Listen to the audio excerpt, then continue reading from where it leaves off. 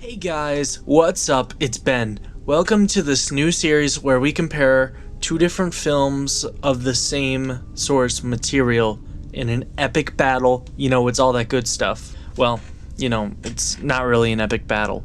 But today's episode, we're going to be comparing the French book La Fantôme des Opéras by Gaston Leroy, I don't know what it's called. Requested by your favorite slorg, censored sloth. But the twist is, I don't care about the book. Books are stupid. Today we're actually focusing on the 1925 version of the film and comparing it to the 2004 predecessor. Let's quickly go through the plot. So the story takes place in the 1870s in the 2004 version of the film, and the 1880s in the 1925. I will add that the 2004 version of the film has parts that take place in 1919, but we'll get to that later. Let's begin with the shorted film's plot first, so on to 1925 as we go. In this version of the film, we begin with a man with a lantern under the Paris Opera House in the catacombs.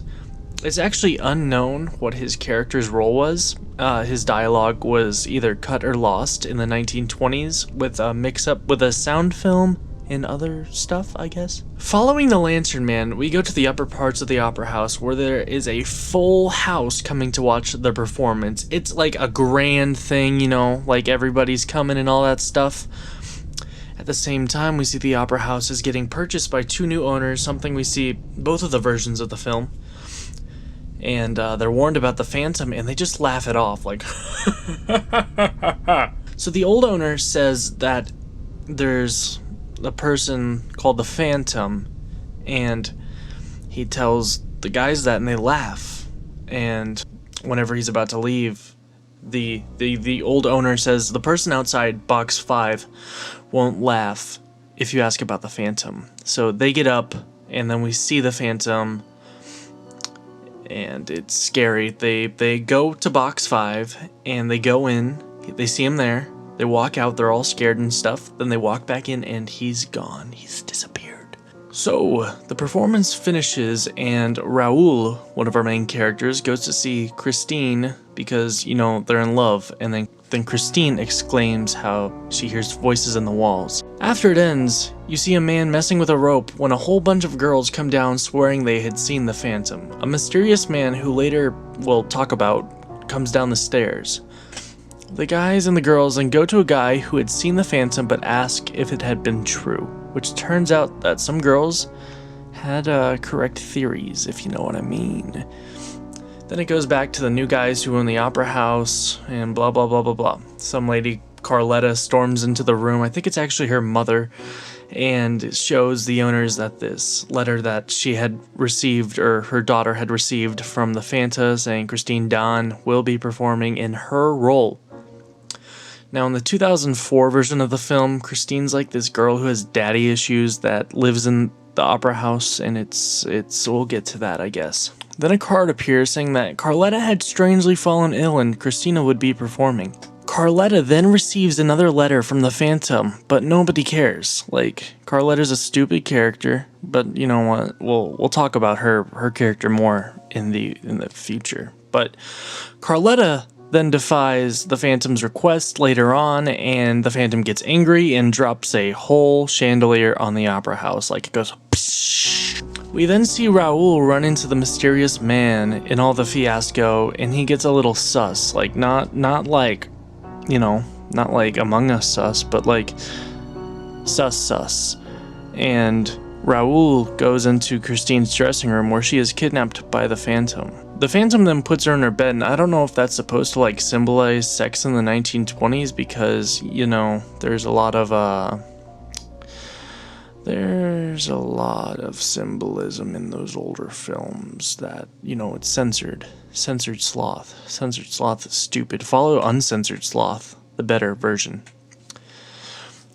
And then Christine wakes up and we see the legendary unmasking of the Phantom scene. The Phantom gets angry but doesn't hurt Christine, and he says that she will be his slave forever. And then she claims she will never see Raoul again. which is kind of amazing. Except for in the 2004 version, because Patrick Wilson is, oh yeah, daddy. But little did the Phantom know she is lying. Christine then writes to Raoul to meet her at the ball mask at the following evening. The ball mask, of course, is where Phantom finds out that Christine is a liar.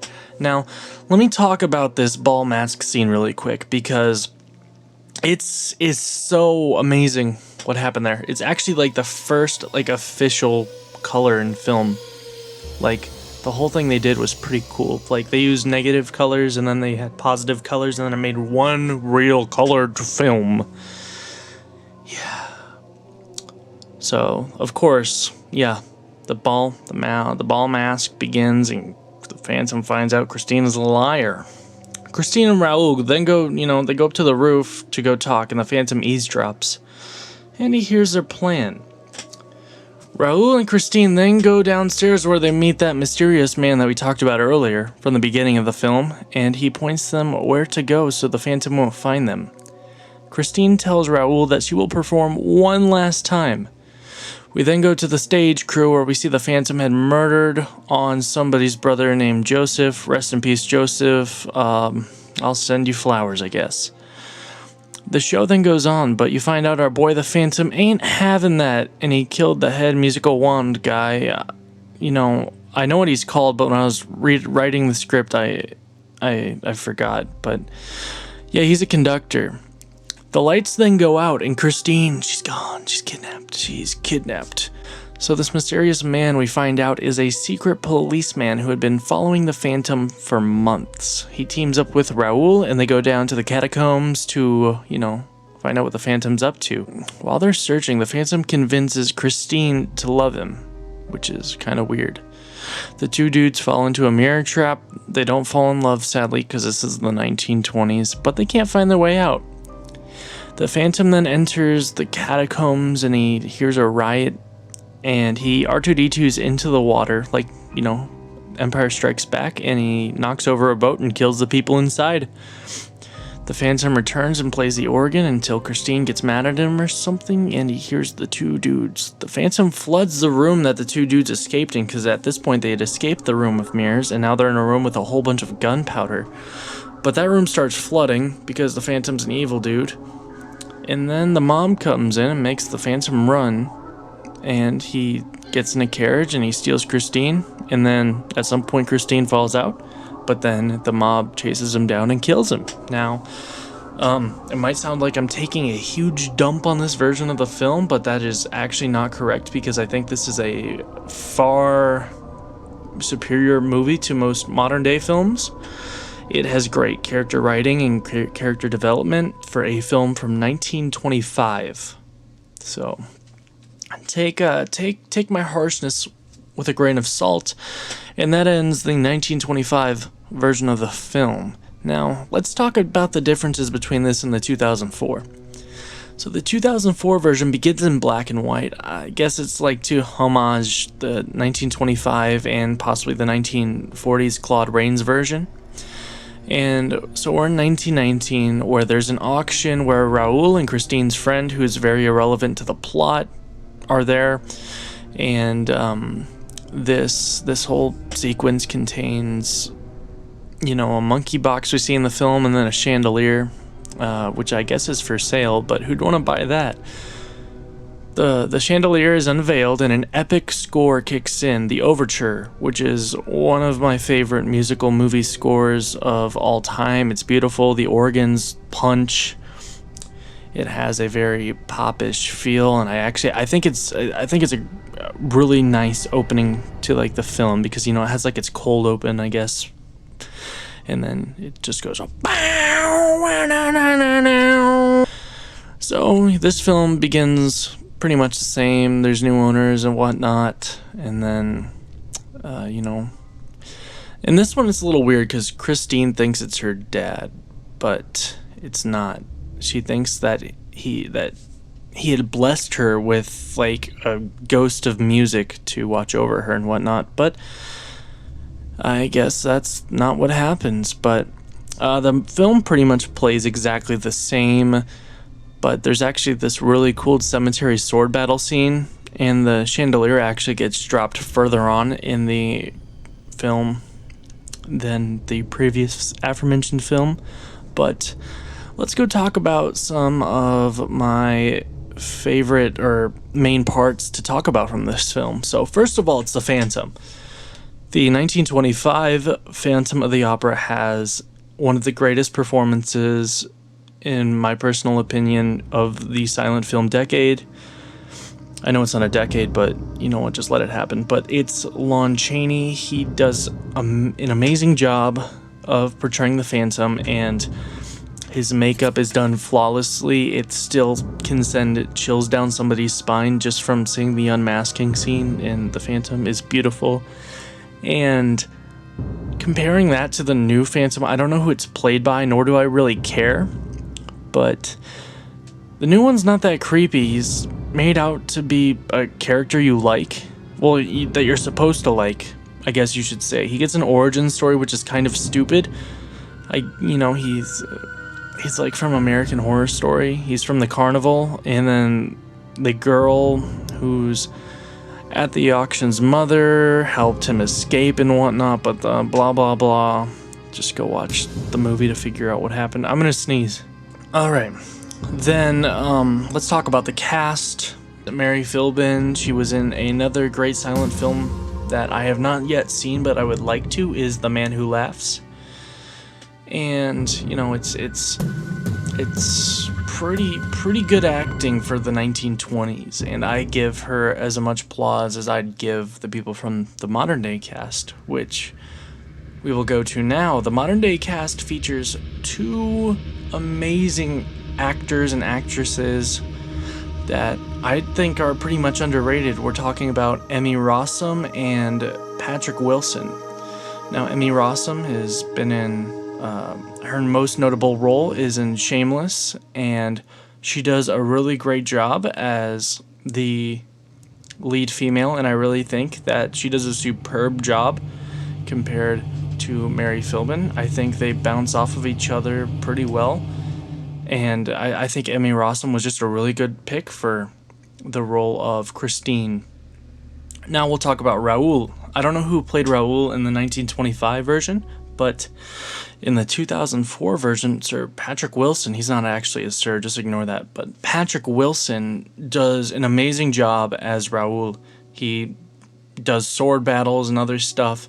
It's just so fun to see somebody who is so synonymous with the horror, the modern day horror, that you can really just get, it just makes you happy to see that that's how it is now. And besides that, I don't think the casts are very outstanding besides those people, but those four people, the Lon Chaney, Mary Philbin, Emmy Rossum, and Patrick Wilson, they make these films, and without them, then it just wouldn't be what they are now. But now with the music, obviously the 1925 film is just filled with music, and it's pretty okay because all the different versions have different music, but we got this. And then with the 2004 version, if you're not a fan of musicals, there's a lot of music. Like, a lot of the musical sequences take over 10 minutes to go through, which is the biggest pain of watching these films. But, you know, if you can stand a musical, then they are great. Like I said, the overture is beautiful. It has like this little melody that is played throughout the film, and it's carried, like, it carries the story. Like, you know, the Phantom's there just by hearing this little musical cue, and it is beautiful. Now, our final topic is going to be the characters. The characters are pretty much written the same, but if I had to pick favorites, it's going to be the 1925 version, but the 2004 version of the characters are actually done very well. I feel like characters are very likable. They're not bad. The characters are not bad by any means, but they just don't carry the same weight as the 1925 version. So, in the end, obviously I like the in the end. So obviously I like the 1925 version more because it's more synonymous with horror, but I give Phantom of the Opera from 2004 a 4 out of 5 stars, just because it's a very good musical, and I think it can carry itself a lot better than a lot of the other Phantom of the Opera works. Like the Claude Rains one just isn't as good as either. Just from the plot, I haven't seen it, but the plot, nah, we're not going to talk about it. But yeah, that's pretty much Phantom of the Opera. And if you guys like this video, make sure you like, subscribe. Yeah, I recommend it.